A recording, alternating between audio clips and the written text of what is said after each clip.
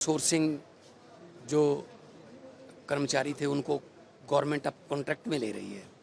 मतलब बीच का जो गैप था वो पूरा कर रहे हैं हम, वो निकाल रहे हैं। क्योंकि कई बार क्या होता था कि जो कागज़ों में सैलरी है वो ज़्यादा है लेकिन मिलती एक्चुअल में जो वो कम है, तो उन पर तलवार लटकती थी कि विदाउट एनी नोटिस कभी भी निकाल देते थे, है ना।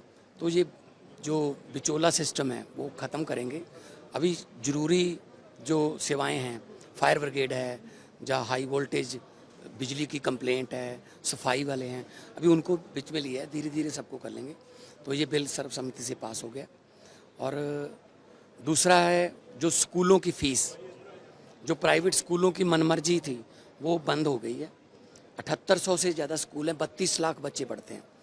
स्कूल जो हैं पता नहीं किस किस किस्म की फ़ीसें चार्ज करते थे, उसमें डेफिनेशन दी गई है उस बिल में कि 5% से ज़्यादा पर ईयर वो बढ़ा नहीं सकते। पिछले 3 साल का फोरेंसिक ऑडिट होगा ताकि वो 15% से अगर उन्होंने ज़्यादा बढ़ाई है फीस तो उनको वापस करनी पड़ेगी पेरेंट्स को।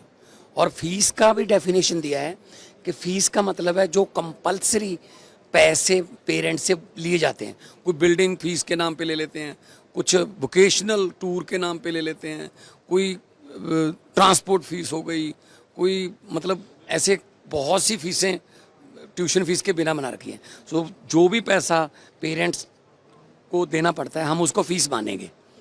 इससे बहुत फ़ायदा होगा क्योंकि प्राइवेट स्कूलों की पढ़ाई जो है वो आम पेरेंट्स के बस से बाहर हो रही है। नहीं, देखो मैं उनको कहूँगा कि हम कोई आपके खिलाफ नहीं है, लेकिन पढ़ाई को व्यापार, इतना भी इस लेवल का व्यापार ना बनाया जाए। विद्या जो है बाबा साहब भीमराव अंबेडकर जी ने कहा था कि जो एजुकेशन है वो शेरनी के दूध जैसी है, जो भी उसको एक बार पी लेगा वो दहाड़ेगा। और quality education, right to education, ये हमारे मतलब ज़रूरी विषय हैं। और हर बच्चे को पढ़ाई मिले, क्वालिटी एजुकेशन मिले, और स्कूल जो है वो विद्या को, एजुकेशन को आम लोगों से बाहर ना, पहुंच से बाहर ना करें। तो ये बिल पास हुए हैं।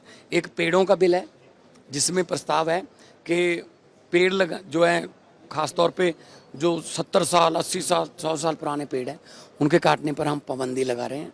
उसके लिए कमेटी बनी है, स्टेट की गवर्नमेंट की परमिशन के बिना। कोई अगर हाईवे निकल रहा है, हाईवे थोड़ा बहुत इधर उधर कर लो, या कोई कॉलोनी बनानी है तो, लेकिन पेड़ को बचाना है क्योंकि वातावरण को बचाना है। आज ग्लोबल वार्मिंग से पूरी दुनिया पीड़ित है, तो उसके लिए भी बिल आया है। वो तो जो मर्जी करवा लो, बीजेपी जो मर्जी करवा ले सुखबीर बादल से। अब उनको तो बस ये है कि कहीं ना कैसे करके किसी न किसी तरीके से हमें या तो कैबिनेट में वापस ले लें दिल्ली में, या हमारे साथ पंजाब में अलायंस कर लें, समझौता कर लें। बाकी समझौते करने के लिए चाहे जो मर्जी करवा लो उनसे। तो आप नहीं, देखो ये इस पे डिबेट होने वाली है, डिबेट होनी है। शायद स्पेशल किस में लाएंगे, पता नहीं कैसे लाएंगे, लेकिन कहा जा रहा है औरतों को रिजर्वेशन, महिला रिजर्वेशन, तो फिर इसी में क्यों नहीं देते 33% जो 542 हैं? ठीक है ना, इसमें कुछ ना कुछ झोल लगता है। तो इस पे डिबेट होनी चाहिए, पहले स्टैंडिंग कमेटी के पास चला जाना चाहिए। हाँ जी, मैंने गवर्नर साहब को लेटर लिखा है कि 31 साल हो गए उनको, और उनकी जो माँ है, माता जी हैं, वो बहुत बीमार चल रहे हैं, बेहोश हैं, नाम लेने पर थोड़ा बहुत रिएक्ट करती हैं। तो ये ह्यूमन राइट्स में आता है। मैंने 10 दिन की पैरोल की सिफारिश की है कि हमें कोई आपत्ति नहीं है, हमें कोई दिक्कत नहीं है अगर वो बाहर आते हैं। और उनके जो जितने भी वो मोर्चा लगा हुआ, उन्होंने भी मुझे गारंटी दी है कोई हल्ला गुल्ला नहीं होगा, कोई लॉ एंड ऑर्डर की सिचुएशन नहीं पैदा होने देंगे। हम बिल्कुल कुर्बानी का कीर्तन करेंगे और अच्छे तरीके से जो कानून के मुताबिक शांतिपूर्वक जो है वो अपनी माँ को मिल लें 31 साल बाद। तो पैरोल उनका हक भी बनता है। तो हमने रिकमेंड किया, मुझे उम्मीद है गवर्नर साहब ड्यूटी प्रशासक हैं तो वो जल्दी ऑर्डर करेंगे ताकि वो जल्दी से जल्दी बाहर आके अपनी मांग को मिल सके। अभी फोरेंसिक ऑडिट होगा, तो जो स्कूल जो है इसमें पाए गए तो उनसे रिफंड करने के लिए पेरेंट्स को रिफंड करेंगे, बाई चेक करें, जब कैसे भी करें, एडजस्टमेंट नहीं करेंगे कि जी हम अगले साल की फीस में से कर लेंगे अपना। वो पूरा टाइम बाउंड है, पूरे रूल एंड रेगुलेशन बना के लाए। पता क्या है, पहले तो कहते हैं जी सेशन लंबा करो, जब सेशन 7 दिन का हो गया अब कह रहे हैं जी हम तो बैठना नहीं, हमें तो हर रोज आते हैं वॉकआउट करके बाइकआउट करके चले जाते हैं।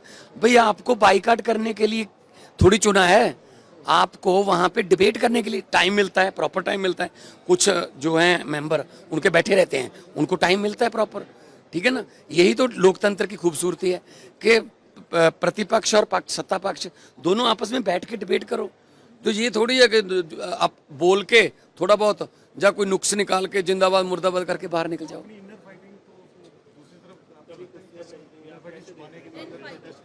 वो देखो, इनकी लड़ाई जो है पंजाब की नहीं है, इनका मुद्दा कोई पंजाब के लोगों का जब कोई रोड मैप नहीं है, कोई विजन नहीं है, सिर्फ अपनी कुर्सियों की लड़ाई है। कोई कहता 500 करोड़ में मिलती है, कोई कहता रेट बढ़ गया है, कोई कहता कम हो गया है।